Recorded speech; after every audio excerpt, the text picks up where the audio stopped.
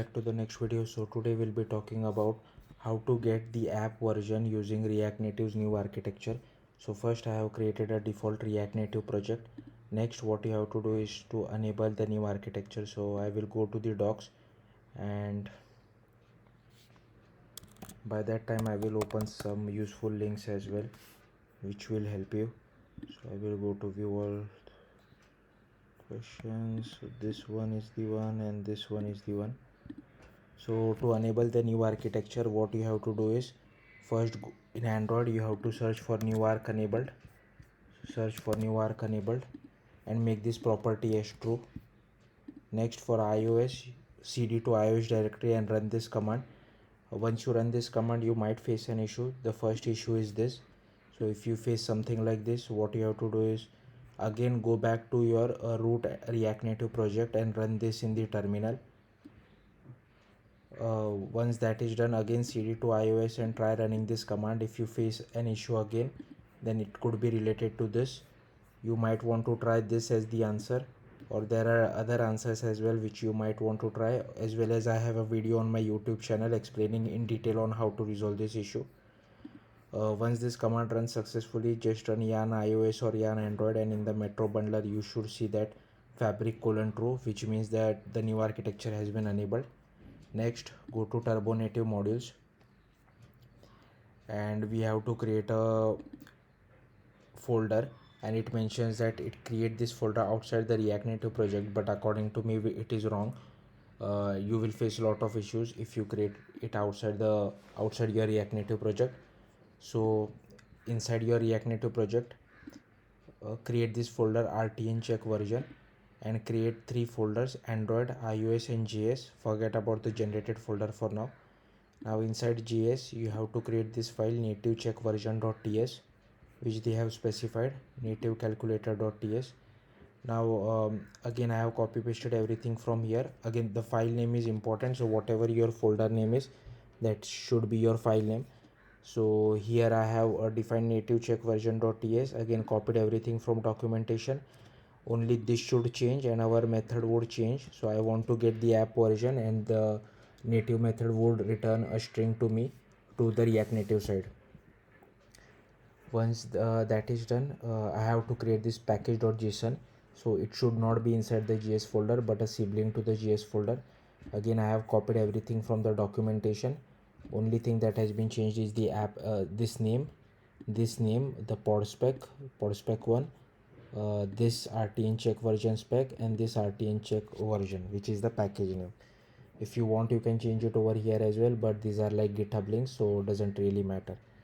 Next, in .podspec file, I have created this as well. So here you can see they mention you to create the podspec file. So I have created this podspecs file, again copied from documentation. Only this thing has been changed. Next, I have to create the build.gradle file, and this particular folder structure hierarchy. So I have inside the Android folder. So before that, go to your main Android folder of your project, go to build.gradle and add this Kotlin version and this class path, because I want to use Kotlin and not Java. Next, inside the app build.gradle, you have to add apply plugin Kotlin Android, as well as you have to add this implementation Kotlin standard lib. Next, close the main Android folder, go to the Android folder of rtn check version, go to build.gradle. Now copy everything from over here. So I have copied everything from over here. Only thing that has been changed is this: I have added this line because I want to use Kotlin, as well as this line because for Kotlin standard lib, and this namespace should be changed according to your folder name. So in my case it would be rtn check version. Next, I have to create this file. Okay, so I have created src main java com rtn check version, and for now you only have to create this file. And instead of this, here you have to only type return null, because you have not done with code generation yet. Later on we will change this code, so only do this. You can copy paste everything from over here. Make sure the package version is whatever you have set. So I will just change it, but in your case it would be return null for now for both the methods. Next, we have to generate code gen.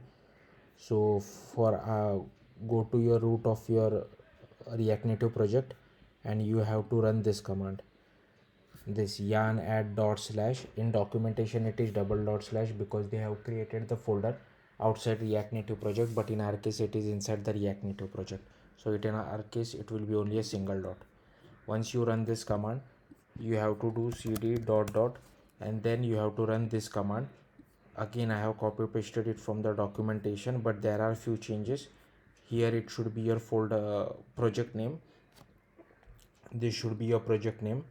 This should be your project name followed by the folder name which you have created. Here you can see they have not added the project name because the RTN calculator is already outside the React Native project.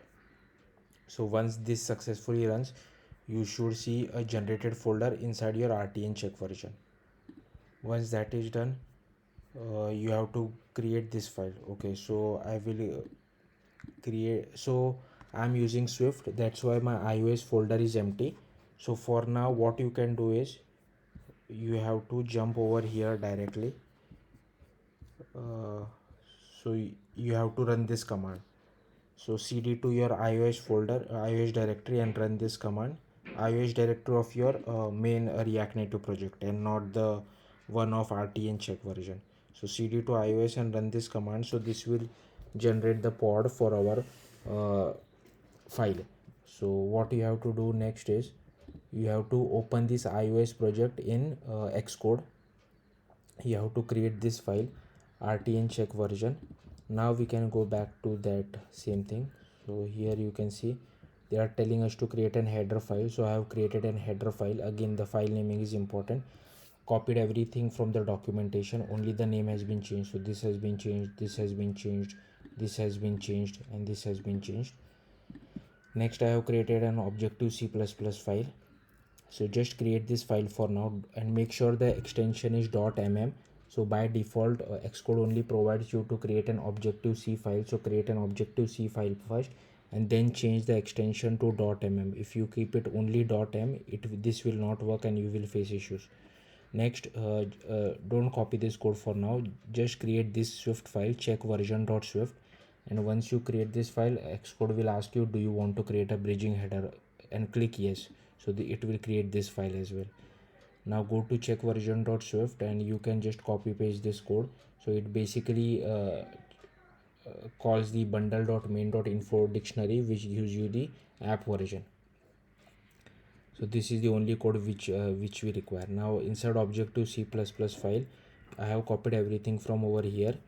Only change is change the name, and you have to do this. So you have, this is for Objective C++ and Swift communications. You have to write RPN app version. So I got this RPN app version from your bridging header. So this first part of your bridging header file, okay, where did it go? Okay, dash swift.h, and again file name has been changed.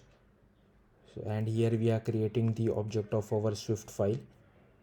Next, this again copied from documentation, only the file name has been changed over here, and this is our method which I am overriding, and I am just calling the get app version from Swift file.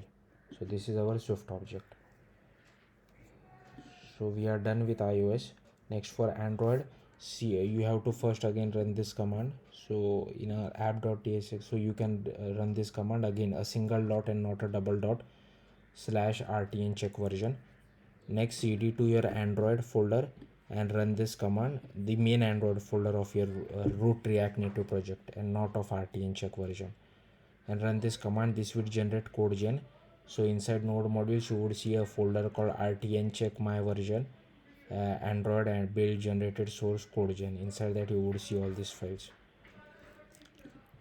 So for Android, what you have to do is so inside we already have created this file. So instead of return null, you can copy this now. So you can copy this, and I have created an extensions.kt because there are some breaking changes in Android T.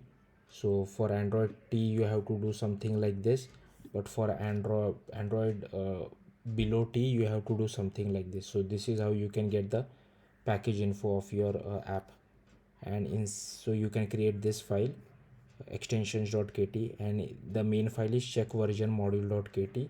Again, I have copy pasted this from documentation. Only thing that has been changed is the Java code has been converted to Swift code and file name has been changed. So this has been changed, this has been changed, this has been changed. This is important. It should make sure it is same as the folder name. And this here we are just first calling the extension and then getting the version name from that extension. So yeah, that's it for Android as well. So you have to run this command again. So go to your terminal root of your React Native project and run this command again. And we have already run this command, but if you want you can try to run it again. Next, to use it you have to go to app.tsx and you have to import the library first, something like this. And to get the version you can just call rtn check version dot get app version, and I'm setting the version to a text, to a use state hook, and I'm just displaying it in the version in the text element, the version variable. So yeah, that's it. Thank you for watching. Bye.